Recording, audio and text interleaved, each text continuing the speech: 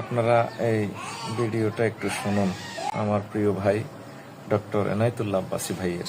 আপনারা বিয়ে শাদী নিয়ে ব্যস্ত, জাতির কাছে তার জবাব দিতে হবে, মুনাফিকি বাদ দিতে হবে।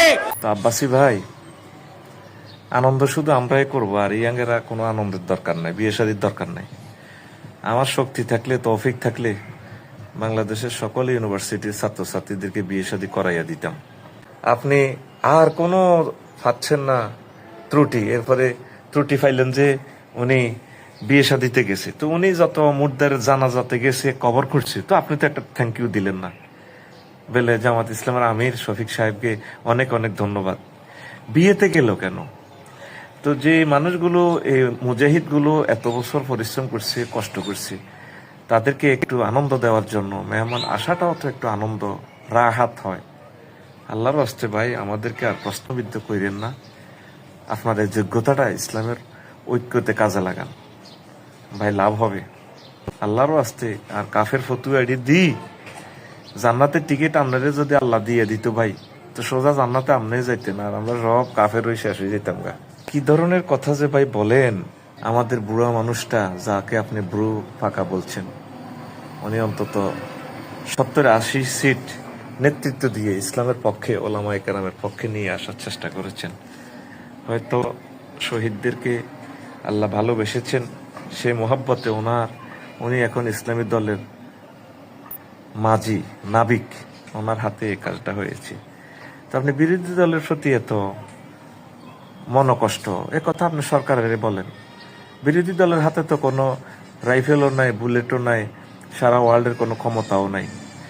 আর কলকাতার আমার প্রিয় ভাইয়েরা নির্যাতিত, এটা এই বিরোধী দল বলতে হবে কেন? ওনারা লিজেন্সি, মানে একামতে দিন ফরজ, এটা শুধু বাংলাদেশের এই ইসলামী দলটাই শুধু বলবে, আর আমরা সব নিজেরা হাদিয়া তোফালে ব্যস্ত থাকবো।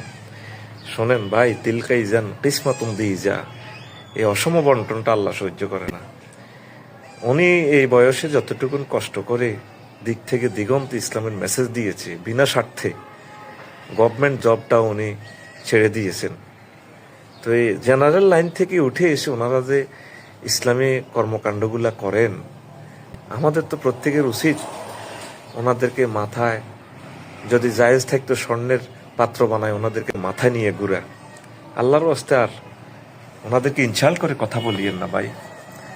আপনাকে আল্লাহ জাল্লা শানু জিহবা দিয়েছেন, সম্মানিত জিহবা। আপনি এই জিহবা দিয়ে একের পর এক আল্লাহ জাল্লা শানুর মোহাব্বতের লোকগুলোর আপনি আক্রমণ করতেছেন ভাই, এটা ঠিক না, এটা ঠিক না। আরো একটু সুন্দর করেও বলা যেত, বলতে পারতেন বিরোধী দল এবং সরকার দলের কাছে জোর দাবি।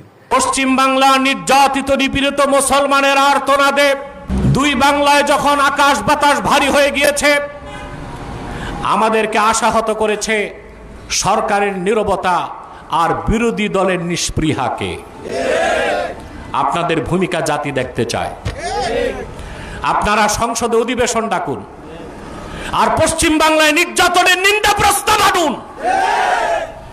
বিরোধী দলকে বলবো, 5ই আগস্টের পরে আপনারা এই দেশে মন্দির পাহারা দিয়েছেন, সাদা দাড়ি, সাদা টুপি, সাদা ভুরু, ওনারা মন্দির পাহারা দিয়েছে, হিন্দুদের নিরাপত্তা দিয়েছে।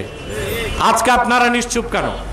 পশ্চিম বাংলায় মুসলমানের নামাজে ব্যাঘাত সৃষ্টি করা হচ্ছে, গোশতের দোকান উচ্ছেদ করা হচ্ছে, মসজিদে ঢুকে ঢোল তবলা বাজানো হচ্ছে, সেজদারত মুসল্লিকে লাথি মারা হচ্ছে, আর আপনারা বিয়ে শাদী নিয়ে ব্যস্ত। জাতির কাছে তার জবাব দিতে হবে, মুনাফিকি বাদ দিতে হবে। যারা মূর্তি পাহারা দিয়েছেন 5ই আগস্টের পরে, যারা মন্দির পাহারা দিয়েছেন, আপনারা ভারতীয় দূতাবাস ঘেরাও করার কর্মসূচি দিতে হবে। ভারতীয় হেজমনি যারা প্রতিষ্ঠা করতে চেয়েছে, 24-এর 5ই আগস্ট তাদের পরিণতি আপনারা দেখেছেন। তার থেকে আপনারা শিক্ষা নিন। রাষ্ট্রীয়ভাবে আমরা দাবি করছি, সংসদে অধিবেশন ডেকে পশ্চিম বাংলায় মুসলিম নির্যাতনের নিন্দা প্রস্তাব আনতে হবে। আর ভারতের রাষ্ট্রদূতকে তলব করে শোকজ করতে হবে, সুস্পষ্ট থ্রেট দিতে হবে।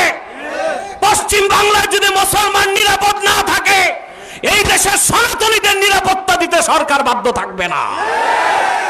যদি ভারত নির্যাতন বন্ধ না করে ভারতের সাথে কূটনৈতিক বাণিজ্যিক সমস্ত সম্পর্ক ছিন্ন করতে হবে।